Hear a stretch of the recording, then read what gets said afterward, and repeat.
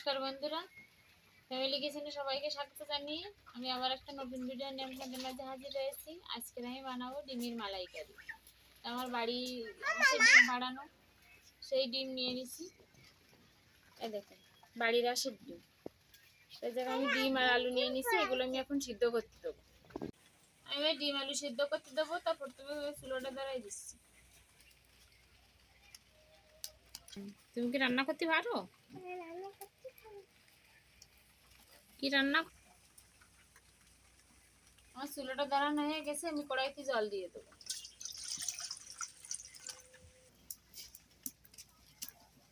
আমি আলুগুলো একটা করে ফাল দিয়ে নেবো যাতে তাড়াতাড়ি সেদ্ধ হয়ে যায়।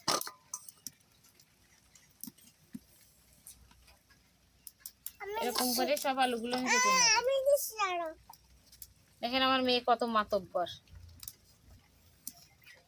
এই যে এবার ডিম আলুগুলো আমি একটু ধুয়ে নেবো।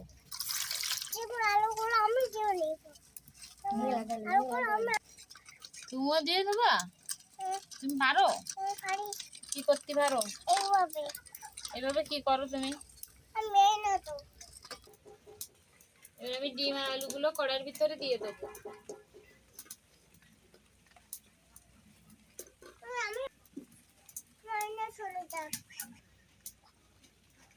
এবারে ডিম আলুগুলো সিদ্ধ করার জন্য মেটে ঢাকনা দিয়ে রেখে ডিমগুলো সিদ্ধ করতে দিয়েছি। ডিমগুলো সিদ্ধ হতে হতে আমি নারকেলটা ভেঙে নেবো।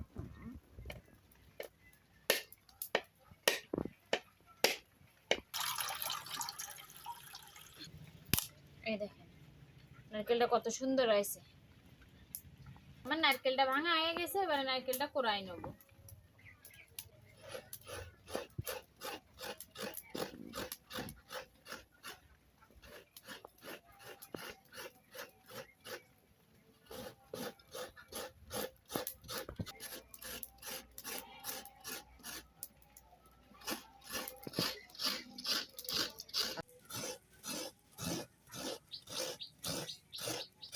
নারকেলটা কোরানো হয়ে গেছে, দেখেন কত সুন্দর হয়েছে নারকেল। এবার আমি নারকেলের থেকে দুধটা বের করে নেবো। এই যে আমি উষ্ণ গরম জল করে নিছি, গরম জলটা এবার নারকেলের ভিতর দিয়ে দেবো। গরম জলটা দিলে নারকেল থেকে দুধটা তাড়াতাড়ি বের হয়ে আসে। কিন্তু তাই আমি একটু খুন্তি দিয়ে নেড়ে ছেড়ে নারকেলগুলো গরম জলের সাথে ভালো করে মিশিয়ে দিচ্ছি। দেন গরম জলটা দেওয়ার সাথে সাথে কত সুন্দর দুধটা বের হয়ে আসে।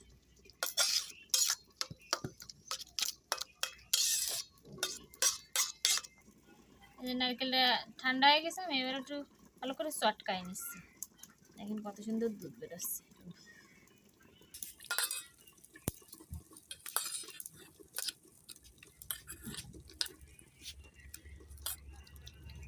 দেখেন আমার কত সুন্দর দুধটা বের হয়ে গেছে।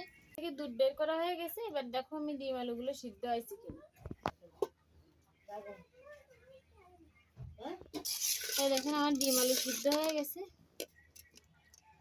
আলুগুলো কি সুন্দর গলে গেছে। এবারে আমি এগুলো নামায়ে খোসাগুলো ছাড়াই নেব।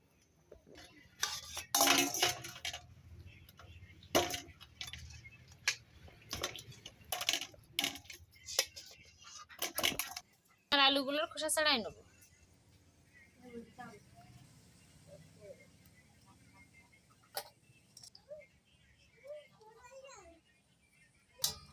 আমার আলুগুলোর খোসা ছাড়ানো হয়ে গেছে, এবারে ডিমগুলো ছাড়াই নেব।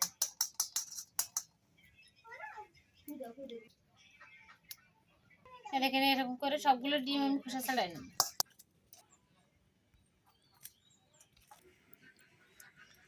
এই যেমন ডিম আর আলুগুলো ছাড়া হয়ে গেছে, এবার আমি আলুগুলো কেটে নেব।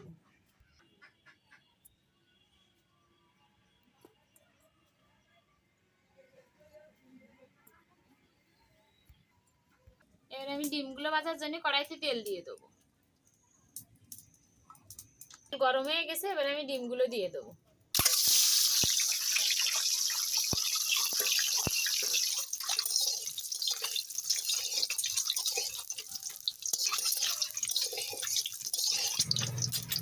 ডিমগুলো আমি হালকা ভেজে নিচ্ছি। ডিমগুলো যদি বেশি ভাজা হয় চামড়া শক্ত হয়ে যায়, তাতে ভালো লাগে না। ডিমগুলো হালকা ভেজে নিলে ভালো লাগে, ডিমটাও খাতে ভালো লাগে, তরকারিটাও ভালো লাগে। এই ডিমগুলো আমি আলুর সাথে উঠিয়ে নিচ্ছি। এবার আমি ডিমের মালাইকারিটা রান্না করবো। একে একে সব মশলাগুলো আমি দিয়ে দেবো। আমি প্রথমে অল্প কটা জিরে ফোড়ন দিয়ে দিলাম, দিয়ে দেবো শুকনো জাল বাটা, হালকা নেড়ে ফেলে এবার জিরে বাটাটা দিয়ে দেবো। শুকনো জাল আর জিরে ভালো করে নেড়ে চেড়ে আমি মিশিয়ে নেব। এবার দিয়ে দেবো আমি একটু নারকেল বেটে নিচ্ছি, সেই নারকেল দুধ। এবার আমি দিয়ে দেবো পরিমাণ মতো হলুদ, পরিমাণ মতো লবণ। এবার আমি নেড়ে চেড়ে সুন্দর করে মশলাটা কষিয়ে নেব। দেখেন কি সুন্দর কালার আসছে মশলা। একটু কষানো হলে আর একটু কালার আসবে।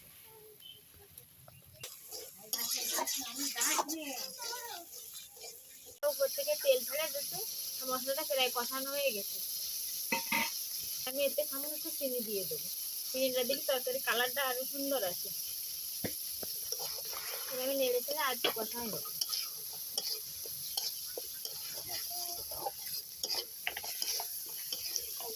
যেমন মশলাটা কষানো হয়ে গেছে, আমি এবারে এর ভিতরে আলুগুলো দিয়ে দেবো।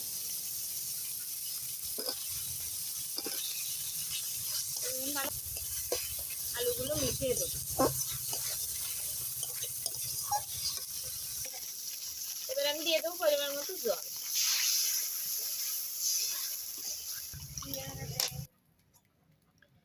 এখানে আমি পরিমাণ মতো জলটা দিয়ে দিচ্ছি, আর বেশি দেবো না। আবার তো নারকেলের দুধ দিতে হবে বলে কমাই দিচ্ছি।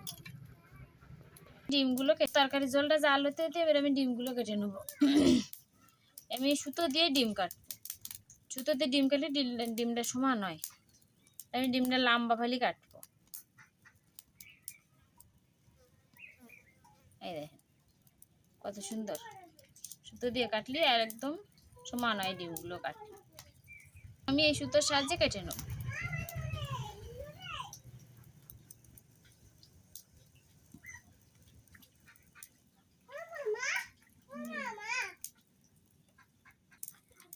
দেখেন আমার ডিমগুলো সব কাটা হয়ে গেছে।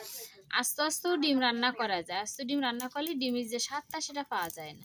তাই কাটিয়ে দিলে তরকারিতে একটা অন্যরকম ডিমের একটা ঘ্রাণ আসে, স্বাদও আসে। কুসুমটা একটু তরকারির সাথে মিশে যায়, তার জন্য আমি ডিমগুলো কাটিয়ে দিছি।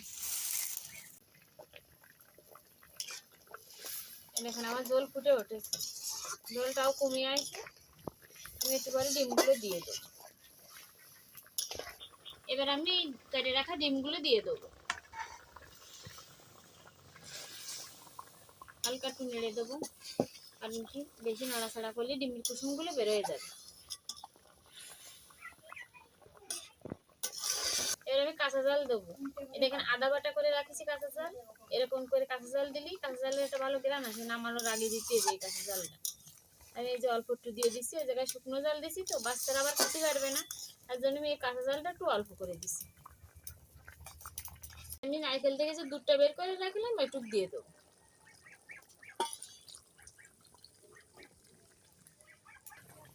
দেখেন আমার তরকারিটা প্রায় হয়ে আসছে, তরকারির কোটো গুণ হয়ে আসছে।